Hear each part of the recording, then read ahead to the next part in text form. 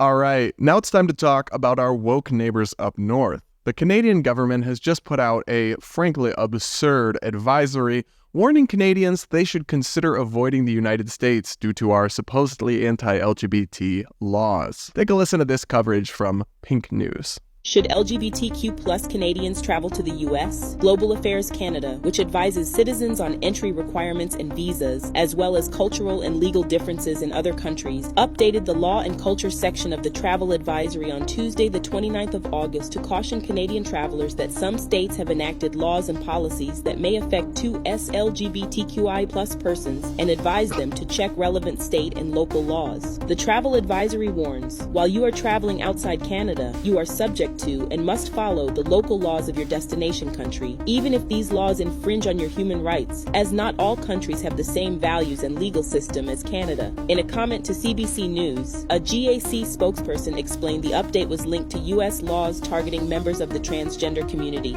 We have professionals in the government whose job is to look carefully around the world and to monitor whether there are particular dangers to particular groups of Canadians. That's their job, and it's the right thing to do. With some states placing severe restrictions on access to gender-affirming care, drag artists, and gender and sexual orientation education in schools, the updated travel advisory aims to enable Canadian travelers to make their own informed decisions, as outside Canada, laws related to sexual orientation, gender identity, gender expression, and sex characteristics can be very different from those in Canada. I'm sorry, but this is just painfully dumb. We can debate the merits of each individual policy, but none of these anti-LGBT policies that are supposedly making it hostile for Canadians to come visit the United States, none of them have any bearing for a tourist. For example, the rules regulating sex segregation in sports or prohibiting trans women from competing with women in some areas or some schools, that's just totally irrelevant to a tourist. You don't come visit the United States for a week and enroll your kid in high school swimming while you're there. In the same way, the restrictions on gender-affirming care for minors, while we can debate those restrictions, sure, those aren't relevant for a tourist. One does not simply stop by a CVS and just pick up some hormone pills to start a new regimen while they're out of town. No, a transgender tourist would be prescribed their medication at home and take it with them while they travel. You don't casually take your kid for a double mastectomy while you're vacationing on Florida at the beach.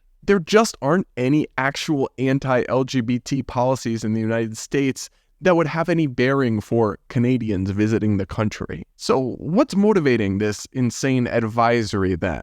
On one hand, it's probably just woke virtue signaling. It's part and parcel of this thing they keep doing where they just need to find new ways constantly to signal how virtuous they are and how unlike those outdated conservative rubes down in America they are. But on another level, it's just part of a broader trend in LGBT activism of alarmism. I talked about this on the show before with the Human Rights Campaign declaring a national emergency, unprecedented emergency in 2023, as if anyone actually believes LGBT rights are worse off today than in the 1980s. These tactics are really unfortunate because they only serve to discredit any legitimate complaints these people might have and needlessly scare people. It's also no way to do diplomacy with a neighboring country, especially one you economically rely on.